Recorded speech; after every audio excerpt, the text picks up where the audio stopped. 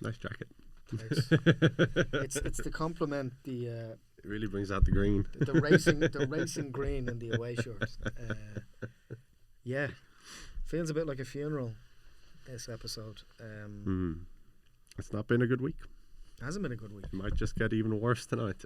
Yeah, I hope not. So for those of you, you're very welcome back to the Cult of Cantona, by the way. Sorry, just with all the deaths during the week, Shane McGowan and the death of Manchester United against Bournemouth. How's everybody doing? Thanks for listening to the show. We really appreciate it.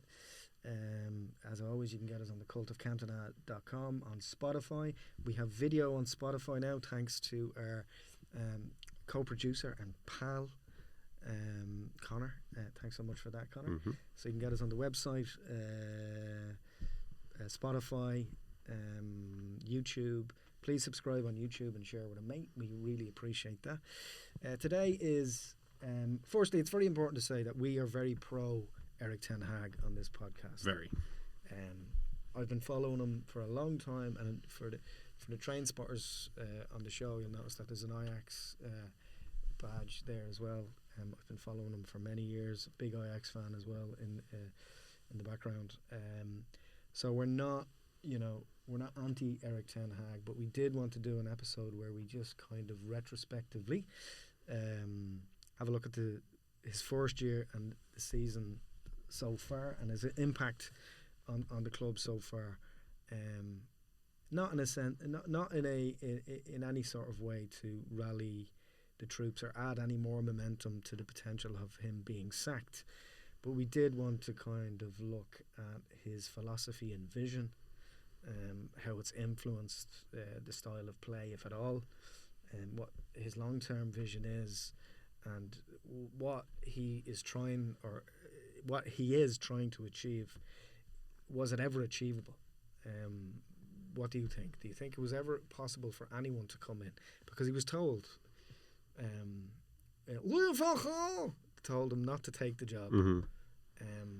There was a poison chalice vibe, and there was vibes coming from Ragnick and Mourinho, and kind of veiled messages going to him as well beforehand. Was it ever achievable for him to change the way that we play? No. Okay. He was set up to fail from the start, I think that's been proven by all the managers that have come and gone. I don't like this whole criticism of Ten Hag being not a good manager that you've been hearing recently, or not a good coach. I don't think that's true at all. And when you look at the past, when you look at Louis van Gaal and Jose Mourinho, these are not bad coaches. These are world-class coaches, and they all fail. And that's a symptom of the bigger problem that exists at this football club. It's very, shallow and almost naive to say that Ten Hag's not a good coach. He's proven otherwise. He's been brilliant, at Ajax.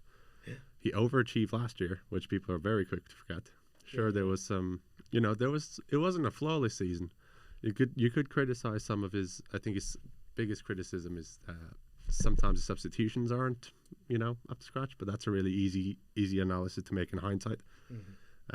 But he did overachieve last year, and everyone was singing his praises about what he did with the team. I think it all comes down to how he's built on that success from last year. No, I totally agree. Just to pull some stats online as well. I mean, during Ten Hag's 207 games in charge of Ajax, they won 153 games, they drew 26, and they lost 28. That's a 73% win rate and an average of 2.34 points per game. You don't go from that. Now, I know it's the Eredivisie, and people are like, oh, it's not as good or whatever, but you don't go from that kind of win percentage to come to United, which is still quite high considering what it is at United. They scored 570 goals, and that seems to be the case as well. I mean, we are scoring goals for fun. And they can, but they, again, one thing to retrospectively looking at his time at Ajax, he did concede a lot of goals at Ajax as well. So he is very attacking. Is the pressing working at all, or should we just abandon that and focus on just getting through games and trying not to concede. Well, it looks like they have abandoned it, you know.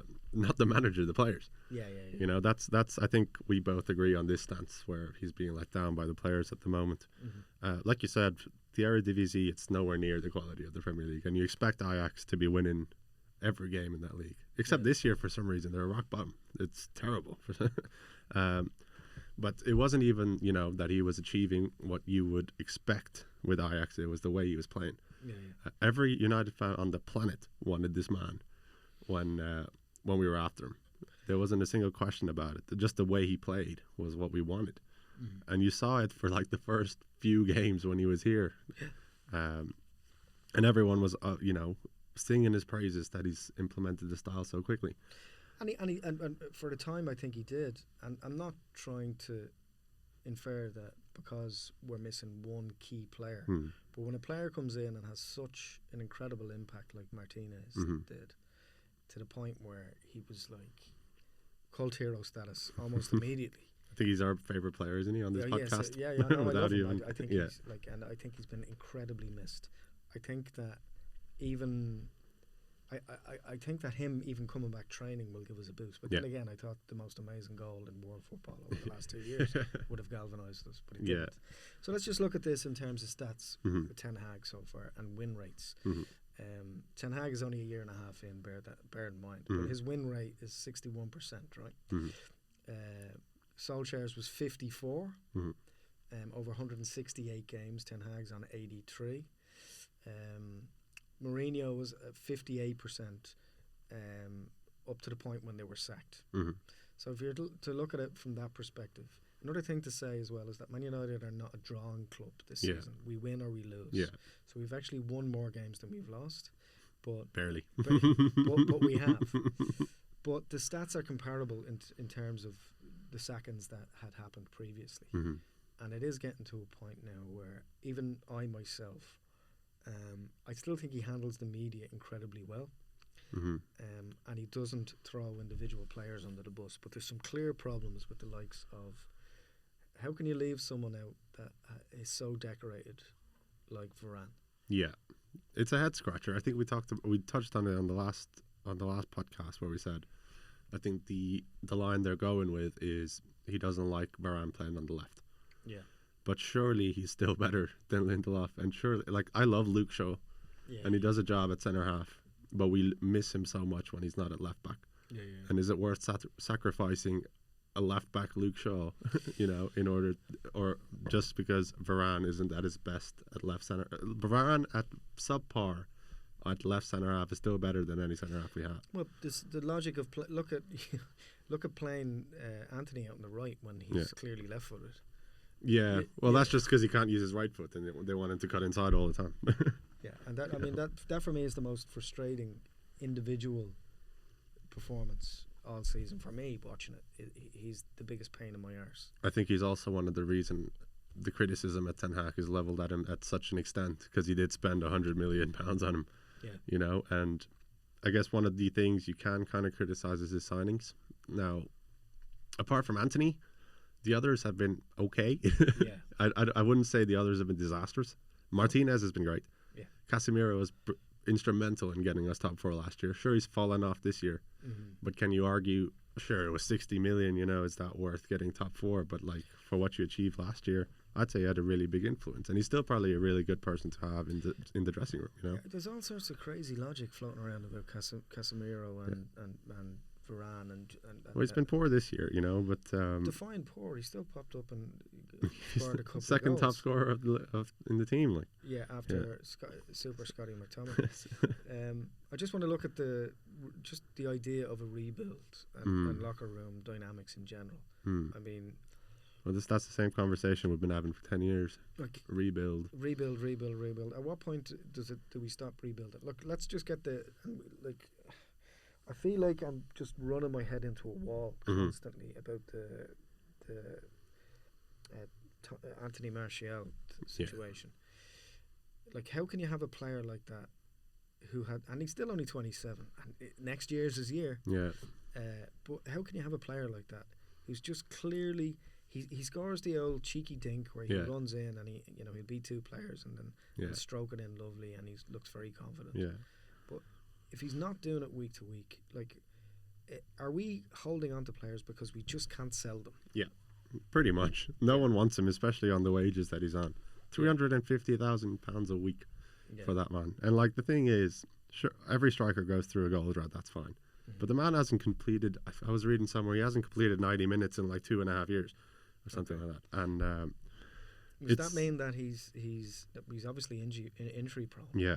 But is he does he have a sustained long term injury that he may have some sort of deep muscle tear injury that may, I don't know. Like, what is it with him? I think he's just lazy, and I'm sick of the lack of effort that he puts out there. I think when he was actually scoring goals and he was ambling around the pitch, people put it down to like, oh, he's just cocky and that's just his laid back style, a la Berbatov, right? Yeah. But now people are coming to realize he's just lazy, and like especially against Bournemouth, that was one of the most atrocious performances I've ever seen from a centre forward. Yeah. It was god awful, not a single ounce of effort, not a single ounce of passion, and it's just unforgivable at this level, and especially for the money you're on. It was unforgivable, and like that's been happening for years. Yeah. Especially if you want to implement a system of Ten Hag's where you have pressing from the front. If your first pressing man is that lazy, how is the entire system falls apart at the first man? Absolutely. I mean, look, the Bournemouth game, without getting into I don't want to make this the Bournemouth podcast. Yeah. Because the sun can shine on a dog's day, dog's arse some days, and I know it's a historical loss and it's the first time they've ever beaten us at Old Trafford, etc., etc. But they did look like, they did look like they were a good team on the day. Yeah. And they did seem like, well drilled. They were incredibly well drilled and together and like a proper team. So, how can you go from playing so well against Chelsea in patches? I don't think we played well against Chelsea at all. I think Chelsea were equally, if not more, shit. And that's the only reason we look good. The only reason we look good was because there was like acres of space in that midfield that they spent. I'll rephrase that. How can you string, and in one sequence I saw like 27 or 28 passages of passing where it was all around the pitch. But you only got that because you weren't pressed. You had all the space in the world because they spent £200 million on two midfielders who can't cover distance and are always out of place. The only reason we look good is because we had all the time in the world and all the space in the world to play around. And the only reason we didn't concede 4 is because Chelsea are equally bad going forward. Why don't we just swap managers with Chelsea? I think when we were talking when Pochettino was in the running for the manager role at United, and I was completely against it. Why? I don't think he's a very good coach at all. Yeah, well, the thing he pulled off at Tottenham, which he's been riding for his entire career, is getting them to the Champions League final. Yeah, and he's done nothing else apart from not win the league with Paris Saint-Germain, a one horse league. Yeah, and then this Chelsea team, Well, back to Ten Hag. I just want to look at the and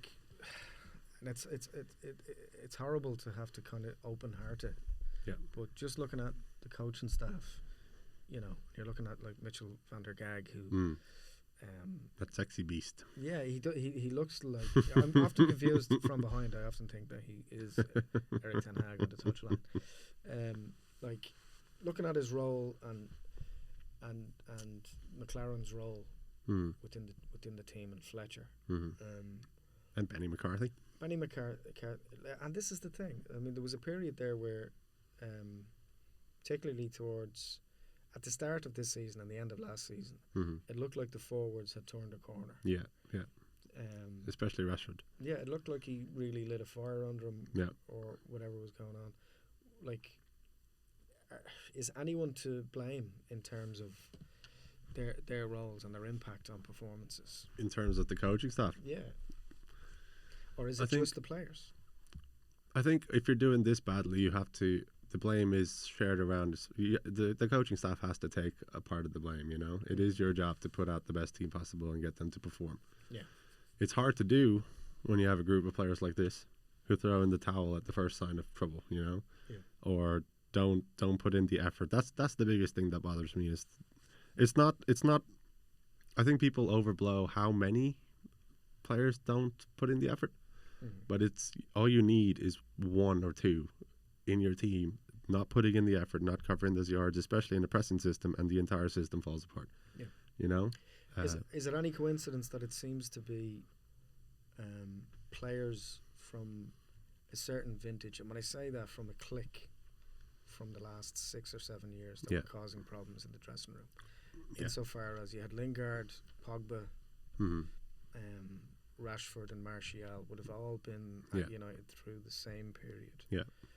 And now Martial and obviously Rashford was dropped recently, and Martial and Rashford are not playing through injury at home to Bayern tonight. Yeah.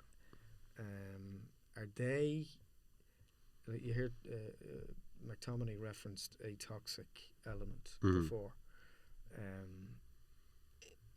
Is it? Are they part of that old makeup of like the stories about like lack of running or being overtrained? Like, isn't that part of it all? Yeah. Like, isn't that part of it to run until you can't run anymore to an element? You think so? You know, that'd be the minimum requirement. Yeah. at this football club, you know, just putting it all out there, and there's a few players that don't. Yeah.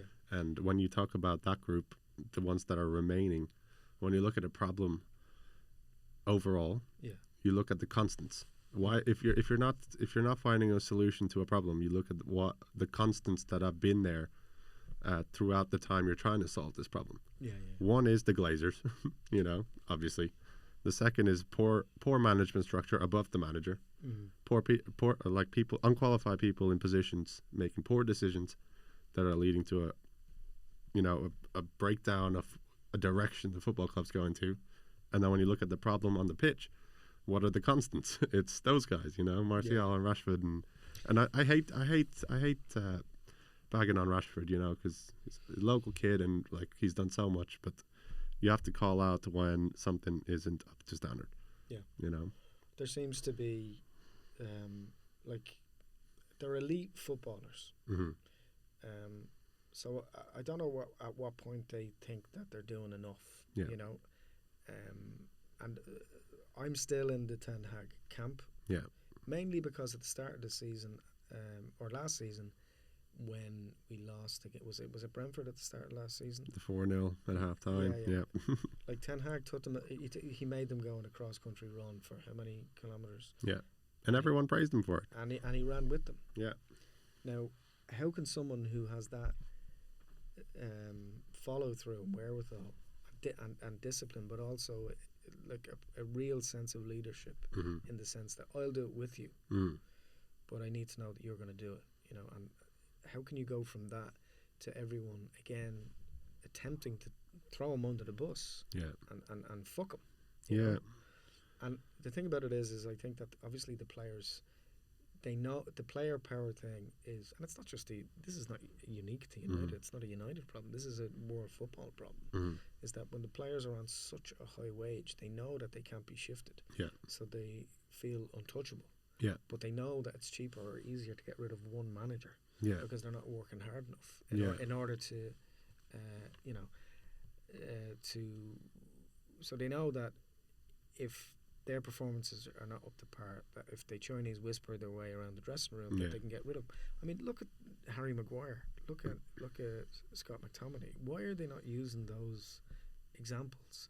Like he didn't say it in the press conference, but McTominay was sold. Yeah. You know, and Maguire was sold to us. Yeah. but he's back.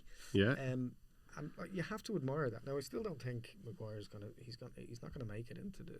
He's not going to survive the call of next season, or at the end of this season, of the next season. Yeah. And when you look at the media as well, Ten Hag with the media as well. Now, one thing I do respect with Erik Ten Hag is he's not throwing other people out to do his media for him. Yeah. You know, and it says a lot when the likes of Samuel Lockhurst and a couple of other from Manchester Evening News and a couple of the newspapers, the rags, Yeah. were banned. Yeah. Because they're shit stirring and they're reporting news stories that they should know better about not to be doing against him. Yeah. Like you look at a good example is when you look at Poch in comparison to what's happening with him at Chelsea and United. Like, why is Ten Hag getting so much more personal criticism from the world's media, not just the national media, over the likes of Poch? Not because United's a big club. Despite the fact Chelsea that is not. yeah, you're right. Yeah. Chelsea, and they're incredibly well thought out chants. Yeah. No, it's like I maintain the idea that there's a few bad apples. Yeah. Now the thing is, the old saying, one bad apple ruins the bunch. But it's not. I don't think the players are against him. It's a few, or maybe a couple personalities in the dressing room that are probably causing tension. Imagine you're at work, right, and you love your job and you love your people you work with. Yeah. But there's this one guy who's always causing problems, and he's always, speaking up to the manager, and the tension spreads throughout the office. That's me. The tension spreads throughout the office. Yeah. And even if you enjoy your work and you enjoy the people you get along with, you kind of don't look forward to going into work because you have to deal with this guy. Yeah. Or or when you're doing a project with him, i.e., on the pitch with him, you're not in fully in sync, and that's not to say that you're against whoever's like above you, but you still feel that tension. Yeah, and that's probably what's happening. Infects the rest of the. Yeah, it's like a virus. It spreads through everything, and I think that's my opinion. I think that's what's happening. I think most of the players are with him. Like you see the effort in most of them, but it's when someone's not pulling their weight and you have to cover their yards for them. Or just, like I said, the system falls apart, and then you look bad. The whole team looks bad because at that level, we all know they can play football. They're all elite level footballers. Yeah. At that point, it becomes a chess match about the tactics you use, the system you play, and how you play it. Mm-hmm. But the minute one or two pieces on your board aren't there anymore, your entire game falls apart. Mm-hmm. I think inheriting rather the players that he did from Solskjaer and before are these are ultimately the players that are causing the problems. Yeah.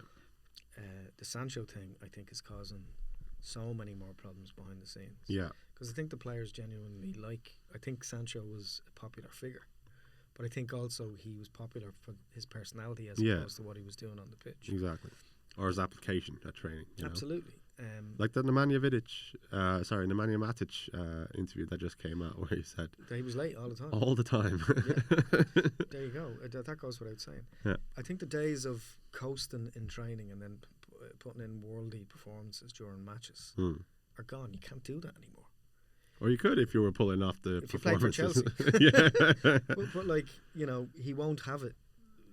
Ten Hag won't have that. Yeah. He wants people playing really well in training, implementing all of his tactics, showing individual progress, following stats, and obviously his personal development of each individual player is just as important to than the team's progress individually.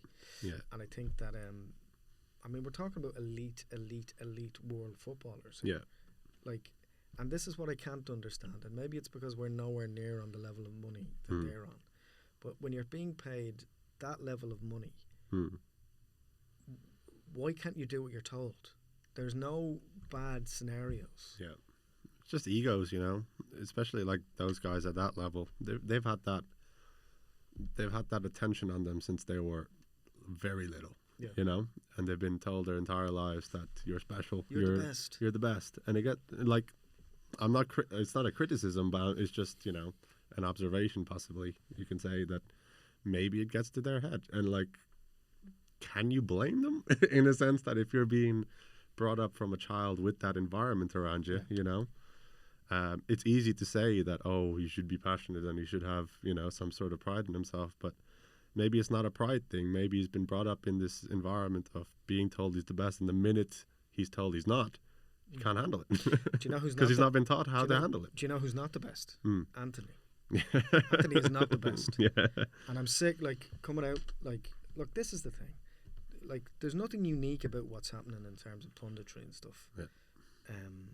You know, and coming out and directly, there seems to be a new culture of them responding directly to pundits. Yeah. And it seems to be growing and growing and growing and growing. Yeah. Obviously, we're not pundits, but, like, stop crying about it. Mm-hmm. Like, I know clearly Anthony's gone through stuff in his personal life. Absolutely. You know, and there's a degree of sympathy for him. But if he's not fit for work, he shouldn't be going to work. Yeah. So my argument would be, like, he's inferring that his mental health is not good. Yeah. Or he's being, like, circumstances in his personal life. Why doesn't anybody ask how he is? Yeah. I'll tell you why. Because you're on thousands and thousands and thousands and thousands of pounds every week. So you have enough for a therapist. That's why. Yeah. Like, Gary Neville shouldn't have to reach out to ask if Anthony is okay. Yeah. Yeah. You know, he got cleared of the other stuff, you know, fair enough. And the psychological ramifications of that clearly are playing on his mind. But fuck him. With the greatest of respect to him, if he can't get his own house in order to play the ball, like, he doesn't cross the ball. Yeah. He doesn't. He beats his man and then does nothing. Cuts inside and just. Well, I'd argue he doesn't even beat his man. He had a lovely slow motion touch that will end up on a TikTok clip. Where he flicked it through the player's leg recently, and it looked amazing. Yeah. And all the 8-year-olds up and down the land would be like, he's the best player in the world. And then he probably passed it straight out of play. Look, I get it. If he can't cross the ball per se in the air, that's fair enough. But at least try and get the ball to another man. Well, it's because he can't use his right foot. And call me old-fashioned, but I don't know how you can be a professional footballer and not have even, like, the most basic of ability on your weaker foot. Like, even the most basic. Yeah. You can't pass it 10 yards with his right foot. Harry Maguire can shoot with both feet. Yeah. I think it should be a basic requirement to be able to, like, I'm not talking about smacking it into the top corner from 40 yards with your weak foot. Yeah. I'm talking like a 20-yard pass with your weak foot. From a professional level footballer on hundreds of £1,000s a week, I think that should be a basic necessity. Yeah. You know? Like Garnacho can do that. Yeah. He's like his goal in the Galatasaray game was on his left foot. Yep. He can do that. He can finish with his left. Like, why can't that other player do that? And why are we persevering with someone who's not good enough to do it? Yeah. Well, because we paid £100 million for him, and we don't want to stick him on the bench. Bad. Stick him on the bench. Sell him for 70 or 50.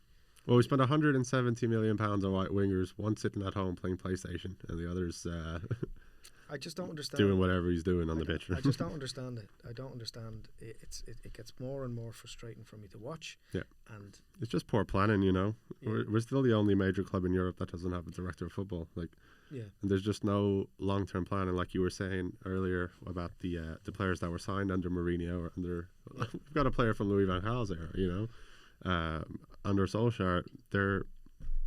You need players for a system, and you can't have a system if you're going through the cycle every 2 years of sacking managers, backing him, and then he buys his own players, and then it's just a mishmash of players that don't fit into one philosophy. You know, you need a director of football with a 10-year plan, you know, and you stick to that plan, no matter who your coach is. Yeah, I think that they might have been eyeing up Van der Sar before he got sick. Yeah, I think there was a very real chance that might have happened. And obviously he's not well enough to do the job, you know. But just looking at some of Ten Hag's signings, I think a very tough conversation needs to be had. Yeah. Well, let's just talk about something positives, because I don't want to be this whole episode to be just Ten Hag, you know, on the chopping block. Yeah. There are some positive things happening. I do see positives in Kobe coming through. Yes. He's the only player in midfield who looks like he can hold the ball, and he has time on the ball, and yet Ten Hag puts him in for huge games and then drops him plays really well, and then drops him for other games where he should play and start straight away. Where's fucking Hannibal gone? Yeah. He had 2 good games and everyone was singing his praises, and now he's disappeared. You know, but it's positive that they're coming through, but the way I don't know about, like, the way Fergie used to be is if you came in, you played well enough, you kept your place. Yeah. There seems to be there's a narrative now where he's giving people a shot. They're playing well. They're literally playing well for 2 or 3 games, and then he's just taking them completely out of the fold. Yeah, well, it might be a case of just Cobby's age. He's looked brilliant when he's come in, but if you're playing week in, week out in a team that's lacking confidence, maybe that'll seep into your game as well, and that's maybe what he's protecting him from. If he throws him in from time to time, he's fresh, he's ready to go, and he does that performance, and then pull him back. Because if you're playing him week in, week out, and you're getting smashed by Bournemouth for an 18-year-old kid, maybe that'll get to his head. So I know a lot of people have been calling for Cobby to be played a lot, but I think personally he's doing the right thing with him. Okay. You can't. I don't want him to lose that confidence that he plays with, especially at such a young age. He's going to be a phenomenal player. Yeah, I think based on what I've seen, I'm going to go so far as to say that he's so composed on the ball. Yeah, like Bellingham composed on the ball. Yeah, it's a sign of a good footballer when he has space on the ball, or when he has time on the ball. Yeah, that's when you know he's good, because he has the ability to find the space. His first touch, to go into the space, and then he's got time, and that's the sign of a very intelligent footballer. Yeah, and he's got the physical attributes, he's got the mental attributes, he's got the tactical attributes. We just need to take our time, Let me ask nurture him properly. Give me your starting 11. What's our best starting 11 in your opinion? Tom Heaton in goal. No. Heaton the goalpost. No, I'm actually going with Tom Heaton. Fuck it. I'd go Wan-Bissaka right back. I'm sick of Dallo. Worst crosser of the ball I've ever seen on the right wing. Right. Varane, like Jesus. You'd have to have Varane and a fully fit Martinez in an ideal where Luke Shaw is first name on the team sheet anytime. I think I'd go Casemiro and Cobby. Right. I think they'll complement each other. Amrabat, for the games Cobby doesn't play. The wings. Can we just leave them empty? Garnacho and I'd play Bruno on the wing, floating either side of the wing if we need him, or behind the front two, and then I'd have Højlund. Yeah, that's it. Play with 10. The rest don't deserve it. So yeah, look, here's what we're gonna do. It's like damning if we can't put together 11 players that deserve to be on that football pitch. Yeah. See, normally I wouldn't like it. It's usually towards the end of a season where you start asking questions along the lines of who should we keep and who should we sell. But the outcry over the last, because things have come so full circle now that we're not blaming Ten Hag necessarily. Yeah. But it's going back on the players, and we all know that ultimately the problem here is from the get-go. When things start to go a little sour this season, was all because of the huge distraction of whether or not the club is going to be sold or not. Yeah. So we know ultimately, foundationally, the foundations are rotten. We know that. Yeah. But with that in mind and that not changing, I'm going to just ask you. What we'll do is we'll go player by player to keep or move on. Okay. In January. Yeah. Now, realistically, let's be honest about this. There probably only will be 1 or 2 that'll go. Yeah. And it'll be one of them will be Martial. Yeah. In my opinion. All right, let's do this. So, okay, Tom Heaton. Keep. Big fan. Yeah, I'd say keep as well. Ballandier. Man, I've never seen this man play football. I'd say keep him. But that's like saying keep a fucking ghost in your house. I've never seen him. I've literally never seen him play. Like ever. Not even before United. Yeah. I'll keep him. Seems like a nice dude. Yeah. He did a great podcast on the Man United podcast, and he seemed like he cared more than most people. Yeah. So I'd say keep as well. Onana. Oh no! Keep her. Let go. Well, we'll have to keep him this January. Give him a chance till the end of the year. We'll see. Okay, Lindelof. Keep. Good squad player. Shouldn't be starting. I'd say let him go. I'd say let him go because even though he doesn't do anything wrong, I'd just like to see. Yeah, but we lose the handsomest man on our team. Probably. What are we going to do? No, I think he's a good squad player, Speaking of handsome men, Harry Maguire. To be fair, right now I'd keep him.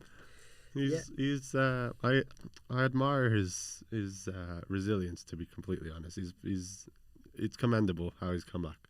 I don't think he's a long-term solution. I don't think he's the way forward. But like, fair play to the lad. He's done a great job considering like the amount of abuse he got. You know, it was comical how much abuse he got, including on this podcast.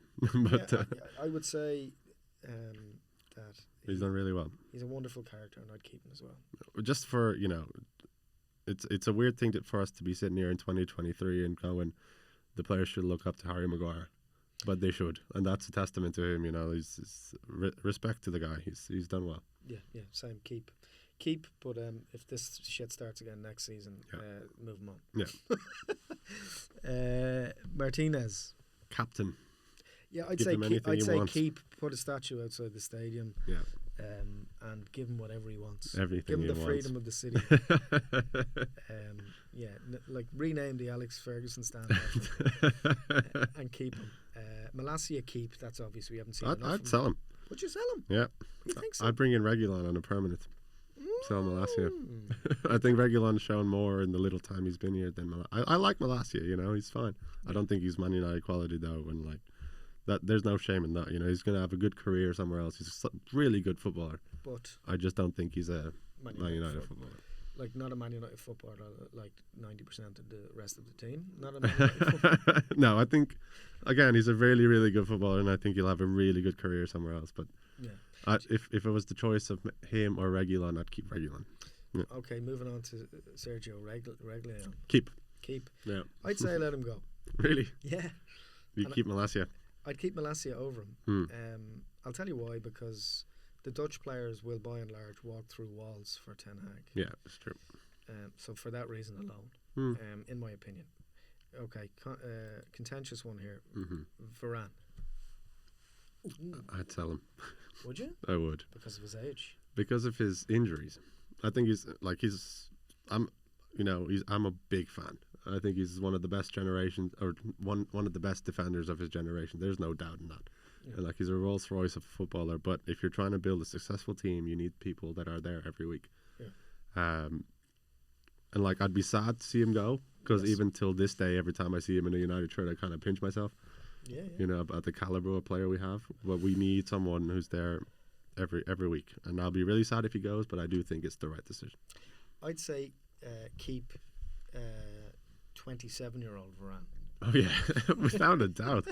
Jeez. Yeah. But no, I'd say keep if he doesn't have a problem with Ten Hag, and let go if he does, because if he has a problem with Ten Hag, then he's the problem. Yeah.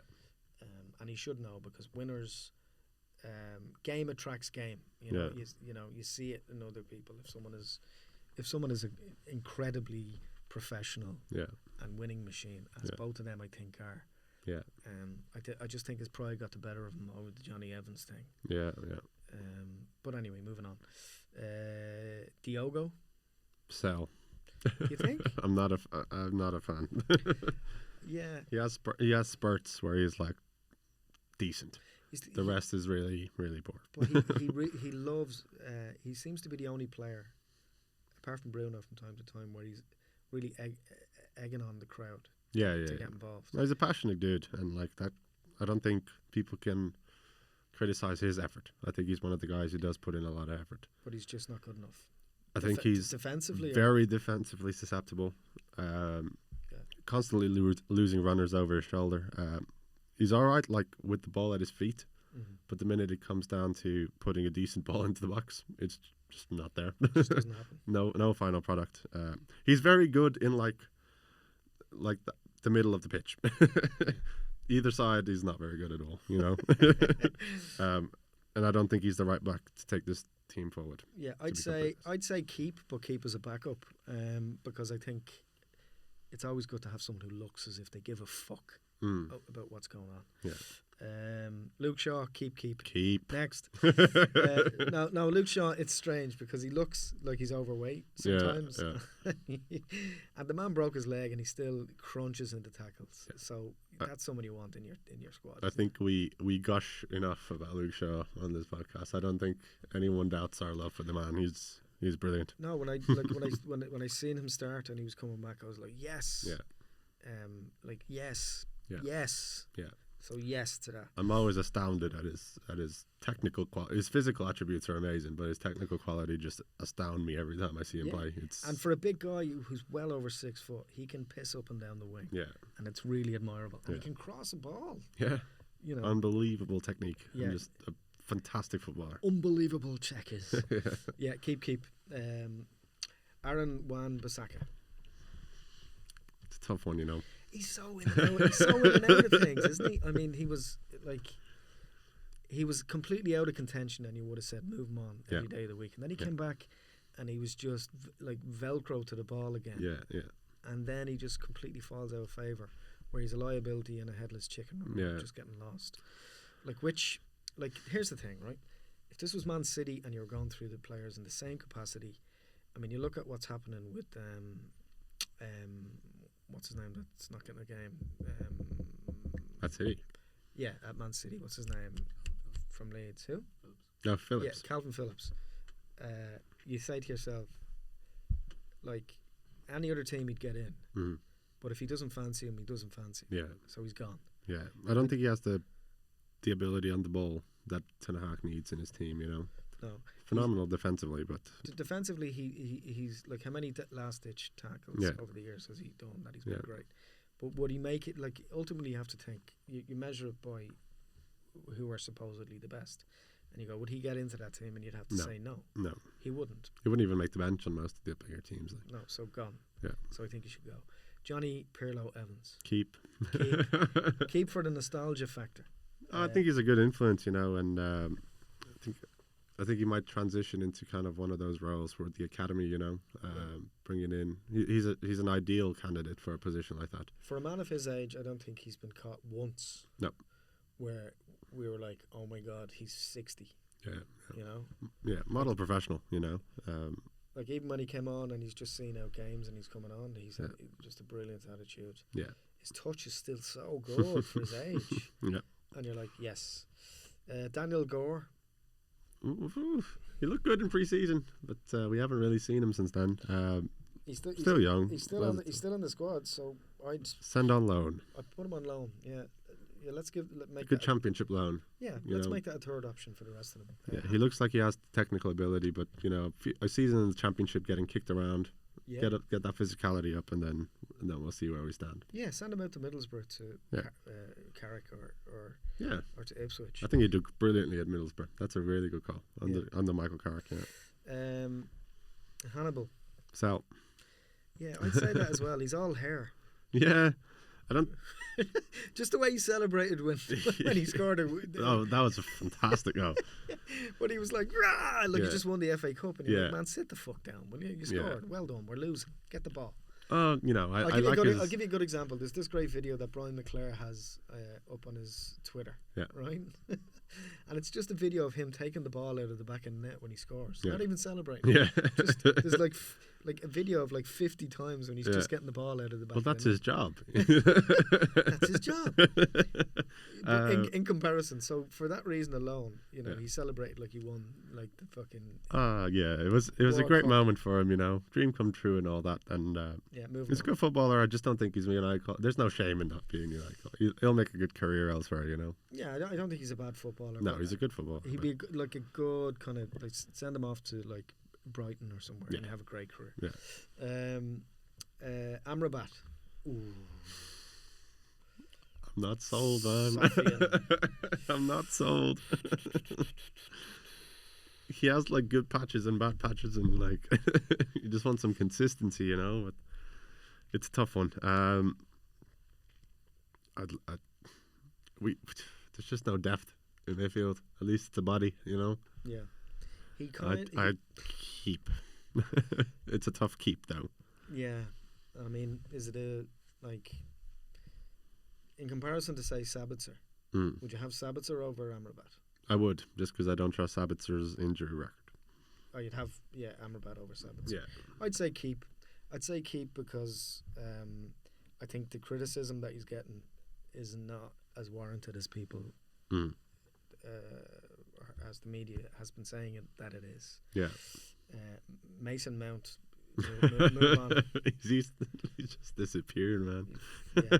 Wait, what? You're just coming in, pointing, getting, I'll take number 7. Fuck off. No, I'd keep him. No, I think he's. Give him time. Mason Mount should mount himself on the first fucking plane out of Manchester back to fucking Cockneyville. I'd say keep him. No, give him time. No. Do you know what? I have a pain in my arse with him. He just kind of like we're shuffling around doing all this. Just play football. Do it simple. And like midfielders used to score in the past. Yeah. Well, he used to score for Chelsea loads, but he's just falling off a cliff. To be honest with you, it was the most bizarre, signing for United in the last couple of years, and giving him number 7 over Garnacho was bananas. Well, I said when we signed him that he'll be a good signing, and just to save face, I'm going to say give him time, because as you know, I'm never wrong. Yeah. Okay. You can mount yourself on that cross. Okay, Bruno keep. Yeah, I think I just think he's a great footballer. Yeah, I think, and to be honest with you, to be really honest, I think looking at him the last month, 2 months, I feel sorry for him. I do too. Because he could go and play for Real Madrid easily, and be made look even better. Yeah. Or he could go to Barca, or he could go anywhere. Yeah. Or he could go to Saudi. I don't think he's the type to go to Saudi or to the Emirates. But I look at him and I go, you're actually better than the club. Yeah. Yeah. As much as he moans and people are giving out about him, and the people suggesting in the last game that he got booked to not play against Liverpool. Yeah, it's fucking outrageous. No, we're a worse team when Bruno Fernandes is not starting. He's one of those guys who puts in his effort. I think he's struggling with the team around him, and probably a lack of confidence that comes with maybe not. I don't want to say not trusting your teammates, but he's feeling that lack of confidence that's running through the team, and he's probably trying too much. Yeah, he's everywhere because he feels it, because he's trying to fix everything all the time. Exactly. I think he's a great footballer. I think he's a really good captain. Yeah. And I think he's a better footballer than we deserve at the moment. Yeah. Garnacho, keep all the way. Give him one of those Chelsea contracts, the 15 years. Look, I say keep him and give him number 7. Yeah. Like move Mount on. Get a time machine. Yeah. And give him the jersey 6 months ago. But I think Ten Hag, that might have been a stroke of genius from Ten Hag, just to show him that he dodoesn't automatically. You have to earn it. Yeah. You don't automatically get it. Yeah, I think so too. Yeah. Maybe there was a bit of reverse psychology just to kind of kick him up the hole. Yeah. And it seems to have worked a bit. Yeah. No, he's special, and we should do everything we can to keep him, and possibly even start building the team around him. To be fair, like the guy's got all the ability in the world. I do get the impression though that he'll become absolute world class, and then he'll fuck off in 2 years. To Madrid. Yes. Because he's I don't even think he'd Cristiano fanboy. I don't even think he'd stay as long as Ronaldo did. I think he'd be gone. He's from Madrid, isn't he? So it makes sense. And, yeah, but I think didn't he play for Atletico? So there might be some light there. Yeah. Anyway, Casahero. Oh Jesus, that's a tough one. If Saudi gives us like 60 million from that, take it. Yeah, because we could put that into Anthony's wages. Yeah, for 3 weeks. No, again, he's just like Varane. Every time I see him playing, I have to pinch myself. Just the caliber of player that's out there. But it does look like he's past it, which happens to everyone, and you can't hold him again, and you can't hold it against him. I don't think it. I don't think he's past it. I think he's just had a couple of months. Mm-hmm. Even at the start of the season, he looked like a better player than he is now. Yeah. And he's injured. He's been injured. Yeah. And he's having problems with his discipline. I don't think it's because, yes, his legs are going, but that doesn't mean that he should be moved on. Yeah. I think that he should be played less frequently, but I think he shouldn't be moved on. So I'd keep him for that reason. Well, if you're looking for characters in the dressing room, there's no one better. He's won everything, and you can see still, like we always say, that I'll fix this when he was asked about United. That mentality is so good to have in the dressing room, and I love him to bits. Like his whole career has been absolutely brilliant, and I love him as a footballer. Mm-hmm. I'd actually change my answer. I'd say keep. Yeah. Isn't that nice? Yeah, just because I love him so much. Now this is the trickiest one of all, I think. Anthony. I don't think it is. You can't sell him not for that money. Just take So the loss, man. he's Just reinvest. It was the wrong signing. I see a lot of Grealish in Anthony. You know, although I will say give Jack Grealish some credit where he deserves. He's playing better than Anthony, but not much better. Well, you always give players time when they come in to adapt, you know, but sometimes you just look at someone and go, that's not it, you know. And I think we all agree that on Anthony. That's the wrong sign. Get rid. Yeah. I'd say let him go.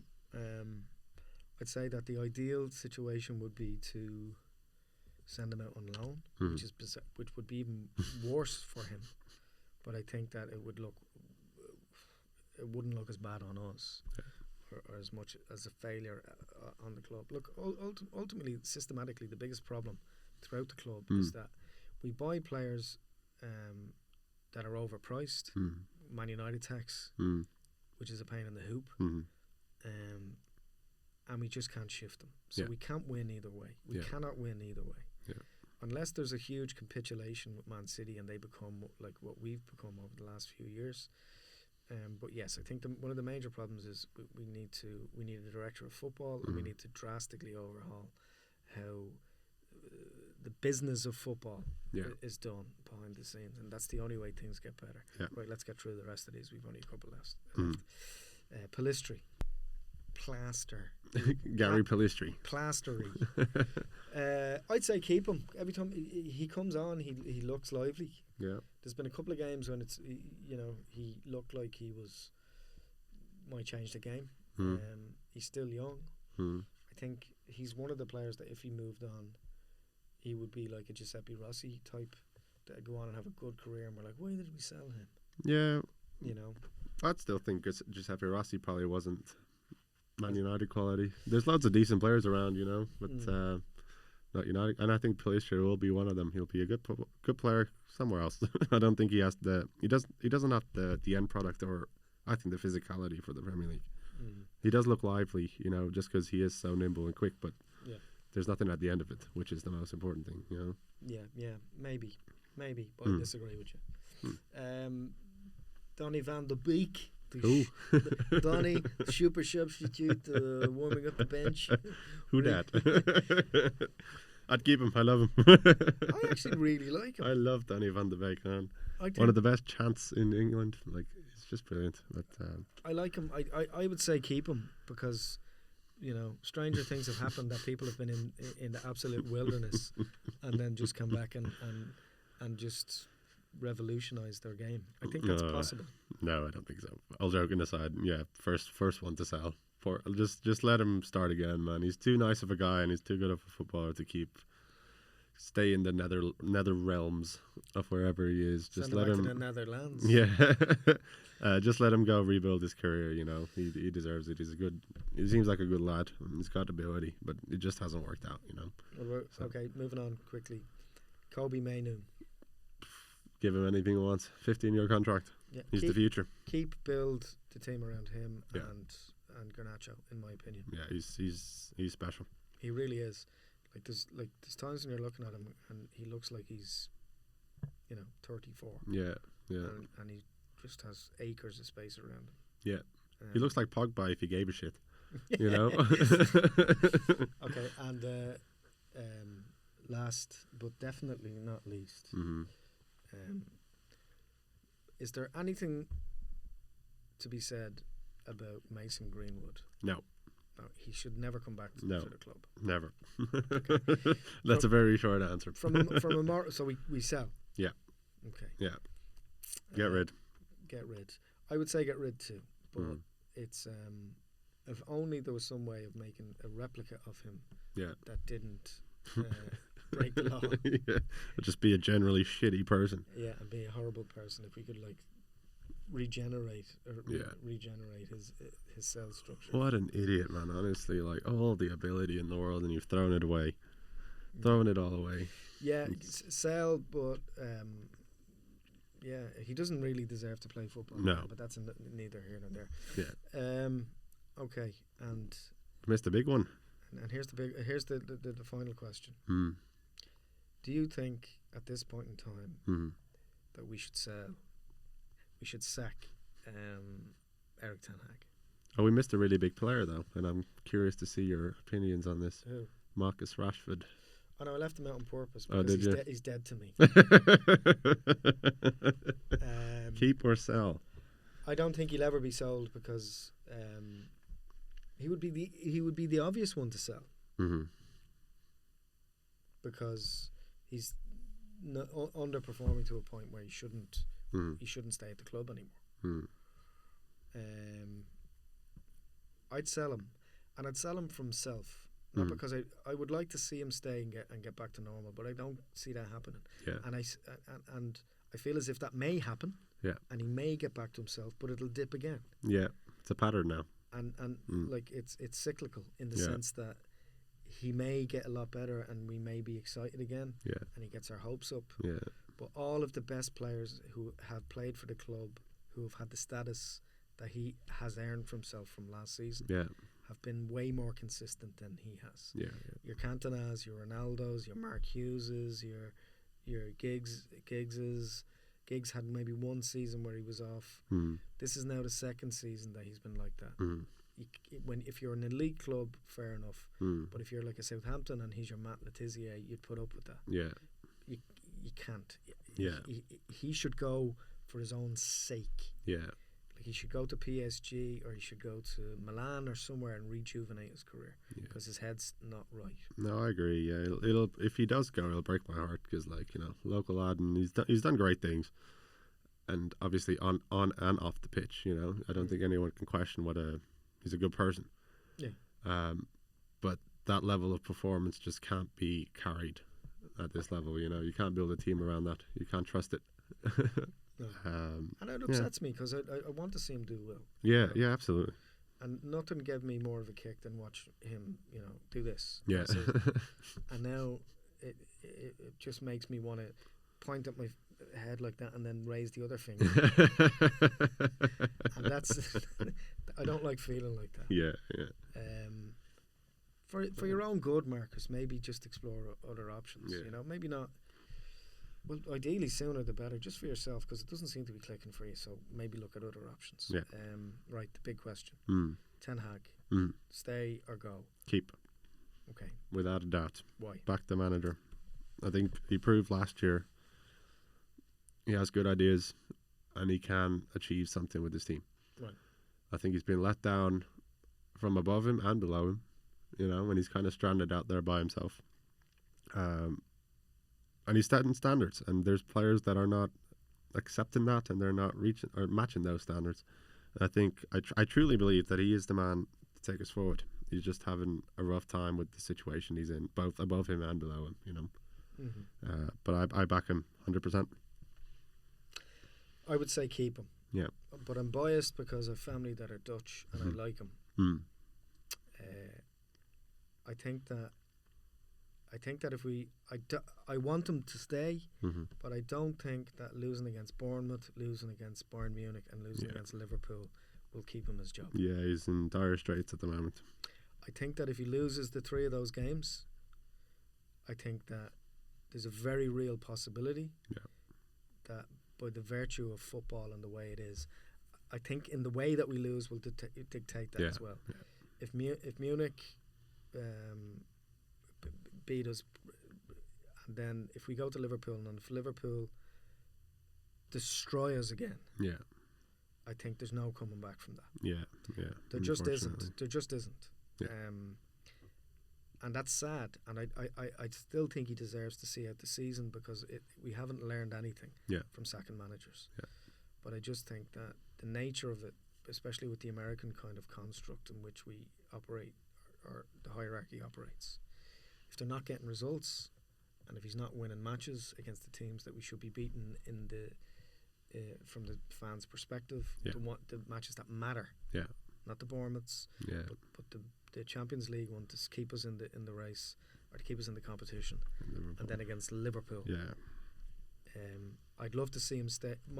I'd like to see him stay regardless of how the results go, even if we lose 10-0 to Liverpool, because I just think that every manager deserves at least 2 to 3 years. Yeah. And I think the only way we'll know whether it was worth it or not is if we finish the season off and then we know for sure whether it was a good idea. And the dust settles. Yeah. There's a lot of dust.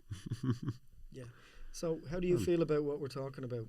Please comment below if you're watching on YouTube, or if you're on TikTok or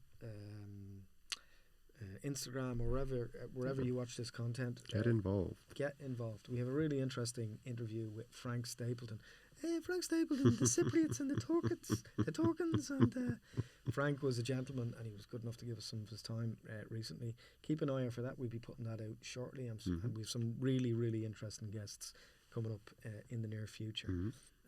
Subscribe, share, and if you want to support the show, you can support us through Spotify, and you can go to buymeacoffee.com/Cult of Cantona and buy us a coffee. Help us keep the lights on and the show on the road, as it were. Take good care, and until next time, my name is Paul Butler Lennox, and your name is Iman. Goodbye. Okay, guys, thanks. Bye.